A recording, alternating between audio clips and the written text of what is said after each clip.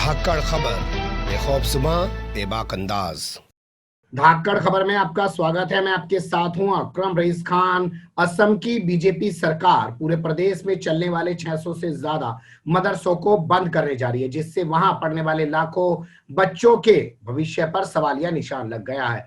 हजारों पढ़ाने वाले टीचर्स के भविष्य पर भी सवालिया निशान लग गया है। ये खबर सामने आने के बाद दिल्ली में बैठा हुआ हिंदी मीडिया पूरे मामले को हिंदू मुस्लिम का रंग देने में लगा हुआ है।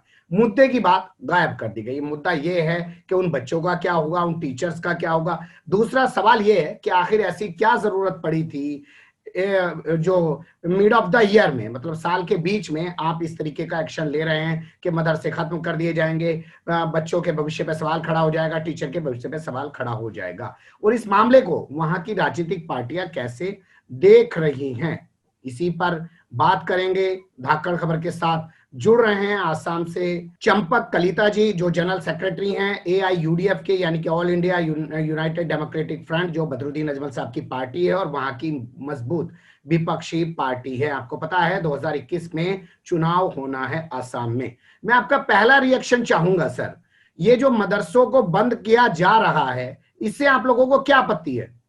अभी देखिए, आसाम में जो मदरसा है, ये मदरसा सीनियर मदरसा और हायर मदरसा है। इसमें 600 नंबरों का करिकुलम है और इसमें आपका गणित, साइंस, सोशल साइंस, आसामीज, अंग्रेजी और अरबिक साहित्य पढ़ाया जाता है। खाली 50 नंबर का फेकाह बोलता है इसको, इसमें आपका 50 नंबर का ये मजहबी शिक्षा दिया जाता है। अभी अगर सरकार चाहती है कि इसको आधुनिकीकरण करना है, तो इसको ऐसे भी ये आधुनिक ही है, 50 नंबर का ही खाली मामला है। इसको अभी आप कंप्यूटर से जोड़ सकते हैं, साइंस लेबोरेटरी से जोड़ सकते हैं, इंटरनेट से जोड़ सकते हैं, इससे किसी का मुखालिफत नहीं है। लेकिन जो मदरसा बंद करेंगे, इससे हम लोग का ये तकलीफ है। और ये हम लोग अभी सोच रहे हैं ये कि जो RSS बीजेपी का जो मुस्लिम विरोधी जो मुहिम है, उसी का ये हिस्सा है और ये हुकूमत में है, इसीलिए इसको अमली जामा पहना रहे हैं। ये हुकूमत में है और इसीलिए इसको अमली जामा पहना रहे हैं। और आपने अपने एतराज बता दिए हैं कि आपको इस पर क्या आपत्ति है। लेकिन यहाँ एक बड़ा सवाल ये है कि क्या ये एकदम से बंद करने का फैसला ले लिया गया? आप लोगों को पहले से नहीं पता चल रहा था? क्या कोई डिमांड उठ रही थी कि मदरसों को बंद कर दिया जाए?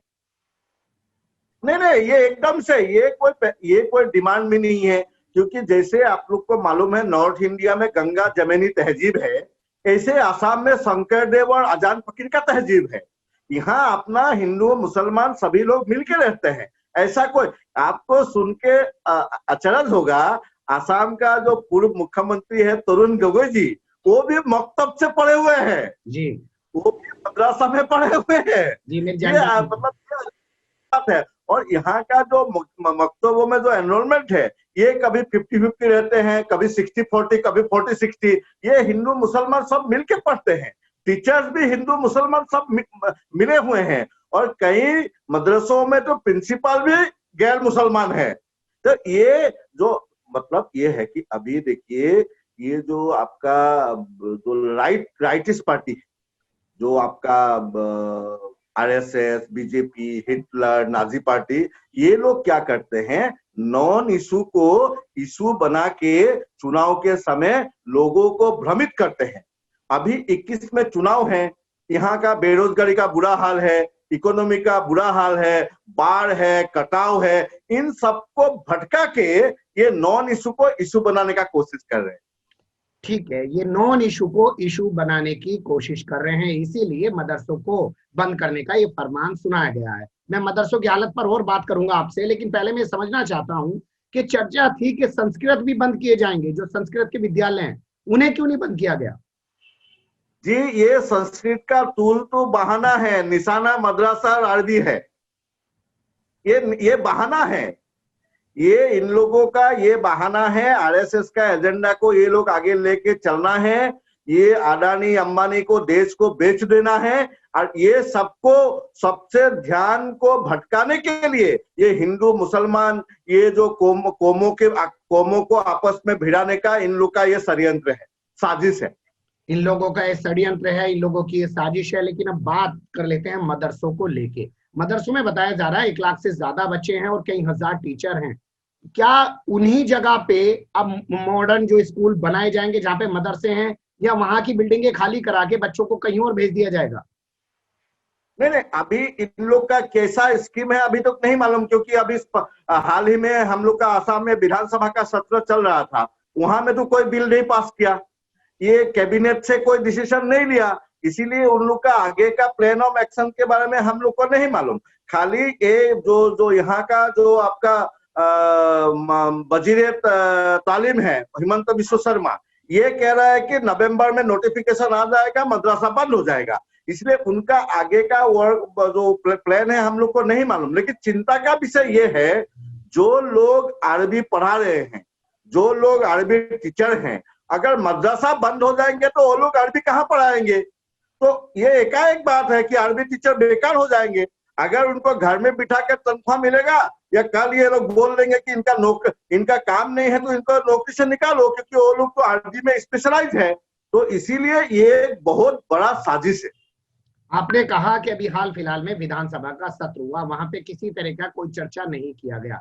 अब इस मौके पर ये आदेश जारी कर दिया गया कि नवंबर में नोटिफिकेशन आ जाए। क्या आपको लगता है बिहार चुनाव में हिंदू मुस्लिम का रंग देने के लिए आसाम में मदरसे का मुद्दा उठाया गया है?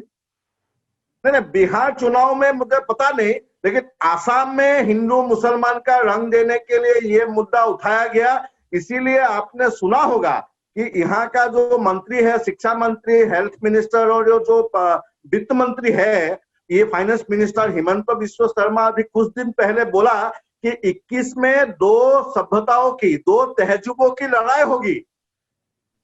इसका मतलब आप ये बताइए, क्या वहां पे सर्बानंद सोनोवाल मुख्यमंत्री हैं या हेमंतो बिस्वा ही सब कुछ हैं? नहीं नहीं, अभी हेमंत बिश्व शर्मा सुपर सीएम है, सुपर सीएम। अभी और एक बात मैं आपको बताऊं, ये हिमंत बिश्व शर्मा कुछ दिन पहले में कांग्रेस में था, तो उस समय उन्होंने स्टेटमेंट दिया था कि गुजरात में नरेंद्र मोदी की पानी के पाइप से मुसलमानों का खून जाता है, और मोदी जो प्राइम मिनिस्टर मोदी ने जो पॉलिसीज लाए हैं, इसके कारण रिक्शा वाला, ठेला वाला इनको थप्पड़ मारेंगे।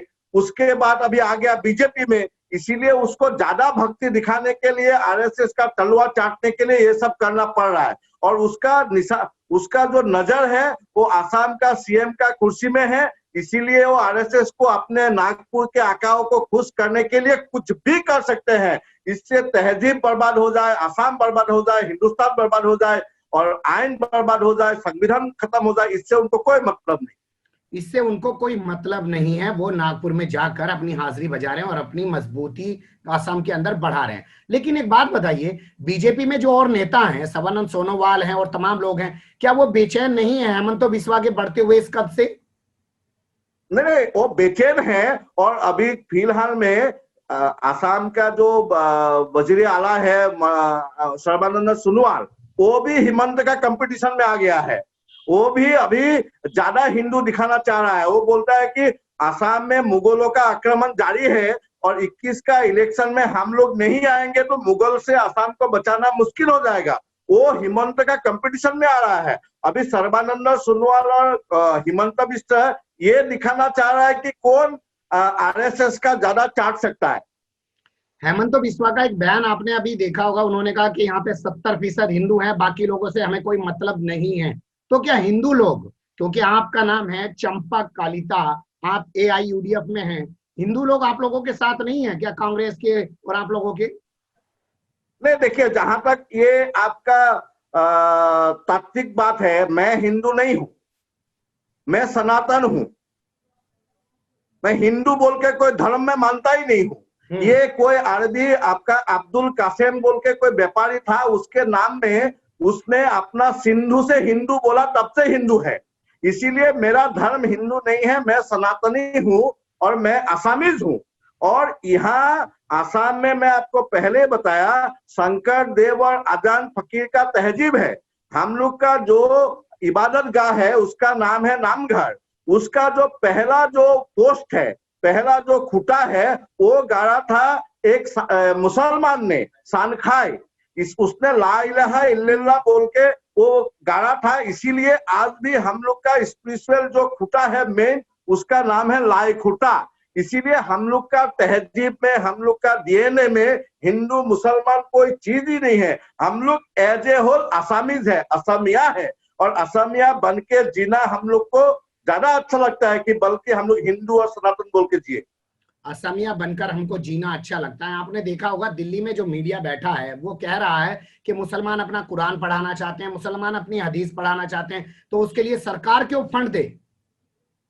जी देखिए, मैं आपको एक बताऊं, अगर मुसलमान कुरान पढ़ाना चाहते हैं, अगर कुरान में कुछ गलत है तो आप बताओ, हदीस में कुछ गलत है, कोई गलत चीज है जो हिंदुस्तान का एकता का विरोध में है, अभी आप बताइए। देखिए सनातन संस्कृत में क्या बोला गया, सर्वे भवन्तु सुखिना सर्वे सन्तु निरामया मां भद्राणि पश्यन्तु मां कच्चित दुख भाव भवेत्।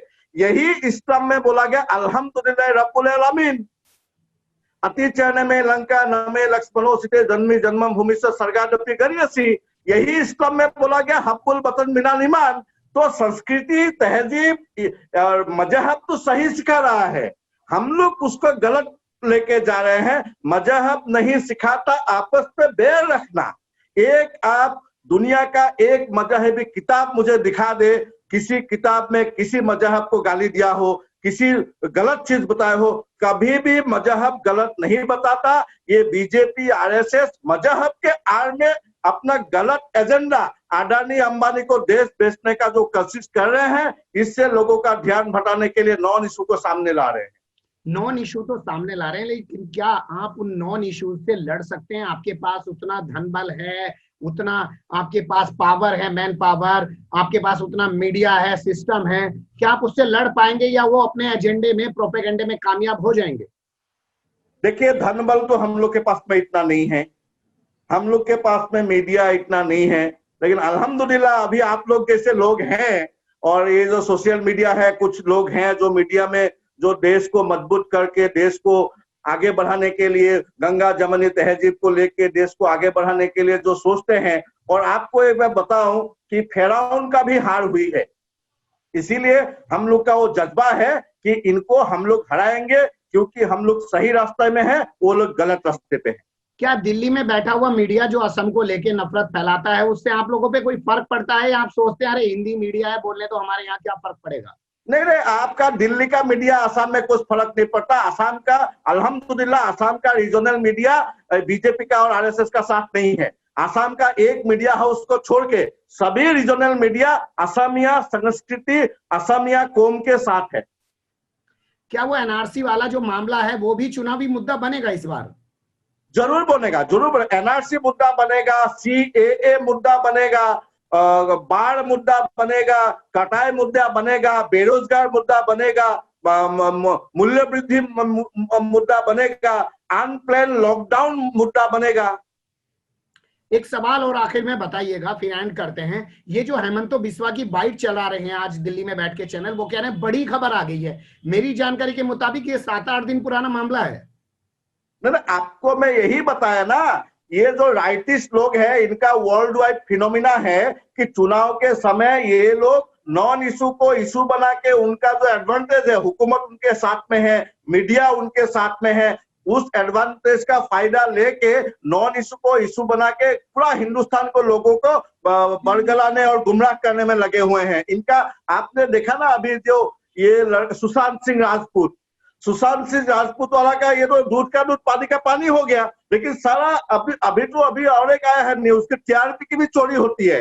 ये अर्नब गोस्वामी टीआरपी का भी चोरी करते हैं। ये जो लोग टीआरपी का चोरी करते हैं, ये देश कहाँ सेवा करेंगे? ये चंद पैसों के लिए, चंद सिक्कों के लिए हिंदुस्तान को बेच रहे हैं। ये लोग जमीर को बेच रहे हैं, अपना जमीर को बेच रहे हैं, हिंदुस्तान को बेच रहे हैं, और टीआरपी की चोरी भी करने लगे। लेकिन मेरा सवाल दोबारा से सुनिए, मैं फिर पूछ रहा हूँ आपसे, ये जो हेमंतो बिस्वा की बाइट चल रही है मदरसों को लेके, ये 7-8 दिन पुरानी है या आज की है? नहीं, ये पुरानी है। ये कई दिन पुरानी है, कई दिनों से पुरानी बाइट है। और इसीलिए मैं बोला, आज शायद उनका कोई स्लॉट खाली था, हिंदू मुसलमान का कोई शायद न्यूज नहीं था इंडिया में, इसीलिए इसी को लेके। नहीं तो अभी हम लोग को, अभी हिंदुस्तान के मीडिया में बात होना चाहिए था इकोनॉमिक्स की। -23.9 है हम लोग का जीडीपी। करोड़ों लोग बेरोजगार हो गए। जो ऑर्गेनाइज सेक्टर में थे वो तो हो गए, अनऑर्गेनाइज सेक्टर का बुरा हाल है। सामने 1 हफ्ता 10 दिन बाद दुर्गा पूजा है, दुकान में बिक्री नहीं है, लोग बाजारों में नहीं आ रहे हैं, लोगों का हाथ में पैसा नहीं है। अगर ये सब बात किया जाए तो बीजेपी फंस जाएगी। अभी जिस समय में इंडिया का जीडीपी 23.9 है, उसी समय में लेकिन अडानी अंबानी का संपत्ति बढ़ गया है। वो भी तो हिंदुस्तान में है ना, उनका तो कम होना चाहिए था, लेकिन उनका कम नहीं हुआ है। अभी ये लोगों को कोई भी हिंदू मुसलमान का मुद्दा चाहिए और सारा हिंदुस्तान के लोगों को भ्रमित करना उनका उद्देश्य है। ये सवाल पूछने का मकसद ये था कि आप लोगों के सामने ये आ सके कि 6-7 दिन पुराना मामला है ये असम का, और मीडिया ने आज उठा के दिल्ली के अंदर इसको बड़ा मुद्दा बना दिया और हर चैनल बता रहा था कि बड़ी खबर आ रही है, जैसे आज की ही खबर हो। सोचिएगा इस बारे में कि किस तरीके से मुद्दे प्लांट किए जाते हैं, और अडानी और अंबानी की प्रॉपर्टी बढ़ रही है। लॉकडाउन में देश की जीडीपी गर्त में चली गई है। बहुत शुक्रिया सर हमारे साथ जुड़ने के लिए। फिर आपसे करेंगे किसी और सुलगते हुए या उलझते मुद्दों को लेकर बात। फिलहाल के लिए अभी हमें दें इजाजत।